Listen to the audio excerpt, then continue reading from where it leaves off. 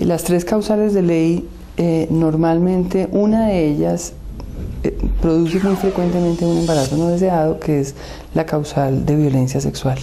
En las otras dos causales muchas veces hay una situación aún peor, y es que el embarazo que inicialmente es deseado se puede convertir en indeseado por causa de unas malformaciones fetales incompatibles con la vida o una situación de salud que pone pues, en riesgo la salud o la vida de la mujer.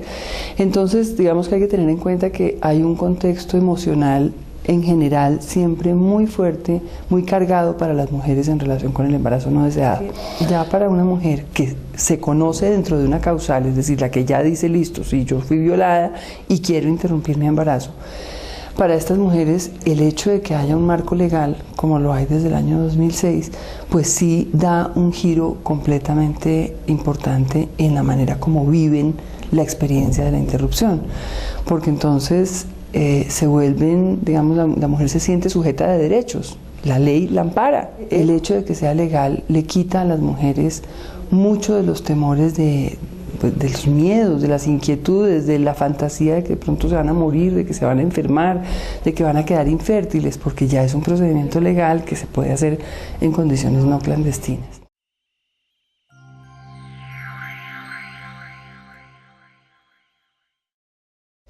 Bueno, las técnicas recomendadas según normas internacionales, según la Organización Mundial de la Salud y según las normas técnicas nacionales que expidió el Ministerio de la Protección Social 6 meses después de la decisión de la Corte, son básicamente dos las recomendadas. Una es la aspiración manual endouterina, así se llama, y la otra es la interrupción voluntaria del embarazo a través de medicamentos.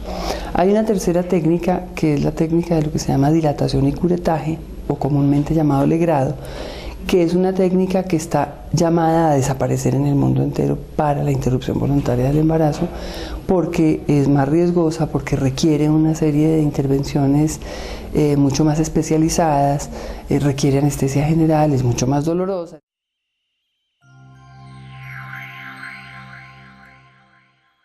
Yo escuché a mi conciencia, que desde lo más profundo de mi ser me decía que yo no podía tener ese hijo, no tenía las condiciones. Además, eso truncaría mis sueños, mis planes, todo mi proyecto de vida. Después del procedimiento me sentí muy tranquila, sin culpa, sin remordimientos y sin dejar de ser católica por el hecho de haber tenido un aborto.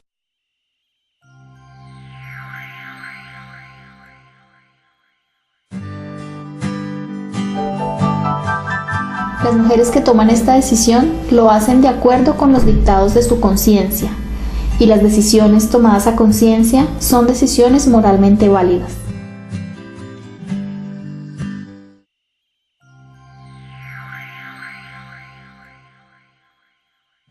Realmente lo que prima en la toma de decisión moral de cualquier persona, católica o no católica, es su fidelidad, la fidelidad a su propia conciencia. Prima por encima de cualquier disposición, cualquier norma o cualquier mandato de la misma autoridad eclesiástica. Entonces, cuando hay conflicto entre lo que propone la autoridad eclesiástica y la conciencia de una persona, la persona está obligada a seguir su propia conciencia y contravenir la disposición de la autoridad eclesiástica. Ese es un principio absoluto, ese sí, dentro de la estructura moral de la Iglesia Católica.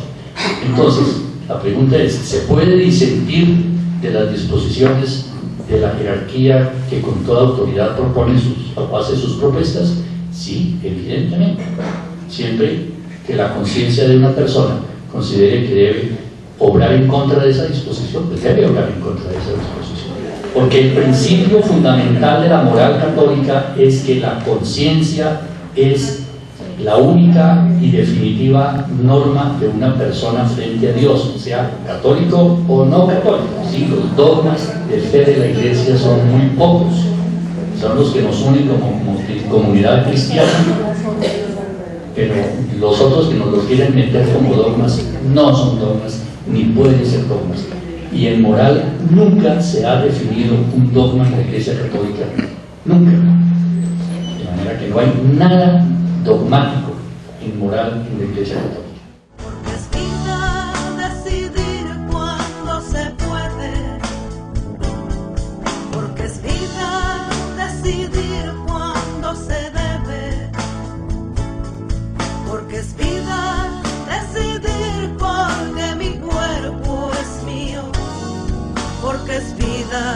decidir cuando se quiere, porque es vida decidir cuando se sabe.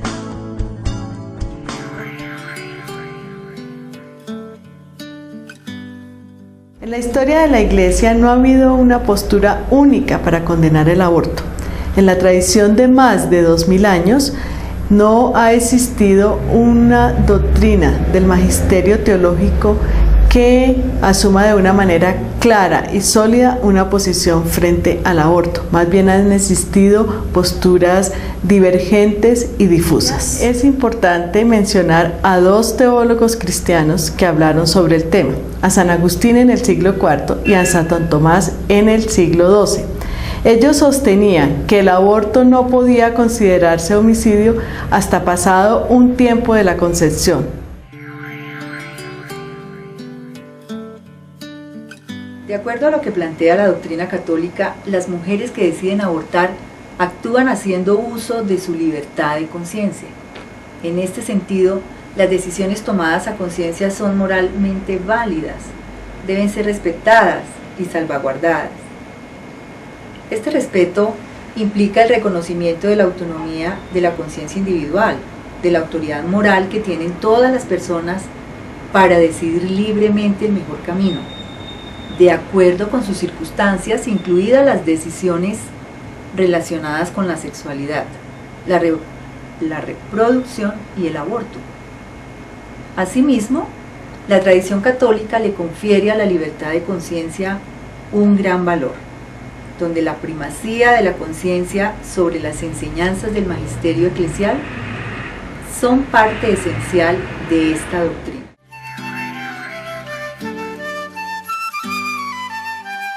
El Código de Derecho Canónico contempla excepciones para la aplicación de una pena. Con respecto al aborto, por ejemplo, se contempla que una mujer que recurre a esta práctica es perdonada bajo algunas circunstancias. En este sentido, el aborto no es considerado un mal en sí mismo, pues ante determinadas causales se valora la situación en la que se encuentra la mujer y no se aplica la pena. Esto quiere decir que las mujeres no son condenadas a la excomunión inmediata por interrumpir un embarazo.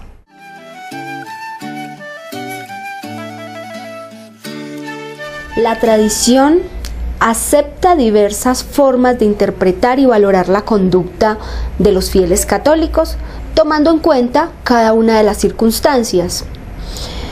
Y frente a un dilema moral, las católicas y los católicos tenemos no solo el derecho, sino el deber de tomar decisiones de acuerdo con los dictados de nuestra conciencia, incluso cuando las elecciones, estas decisiones, contradigan las enseñanzas de la Iglesia Católica, que no han sido declaradas un dogma.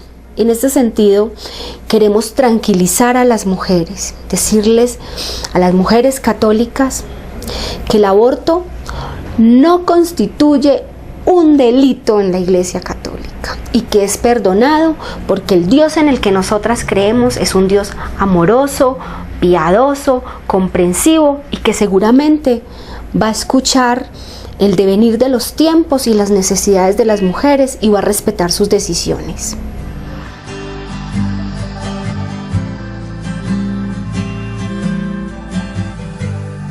Según la última encuesta realizada por Católicas por el Derecho a Decidir, en Colombia el 73% de los católicos y las católicas están de acuerdo con la despenalización del aborto cuando está en riesgo la vida de la mujer, el 65% cuando la mujer tiene SIDA y cuando la salud de la mujer está en riesgo, el 61% cuando el feto presenta malformaciones y el 52% cuando el embarazo es resultado de una violación.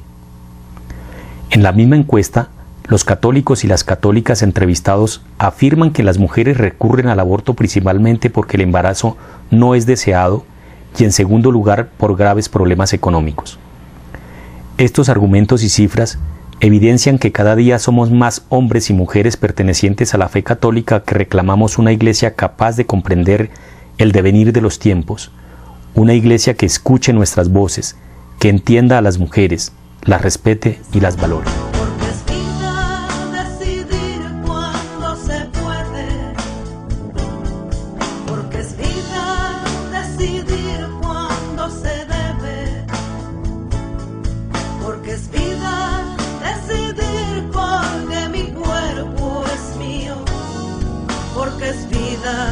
decidir cuando se quiere.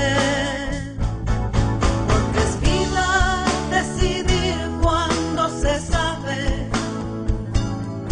Porque es vida decidir cuando se debe. Porque es vida decidir porque mi cuerpo es mío. Porque es vida decidir cuando se quiere. Porque es vida decidir cuando se puede. Porque es vida decidir cuando se debe. Porque es vida decidir porque mi cuerpo es mío.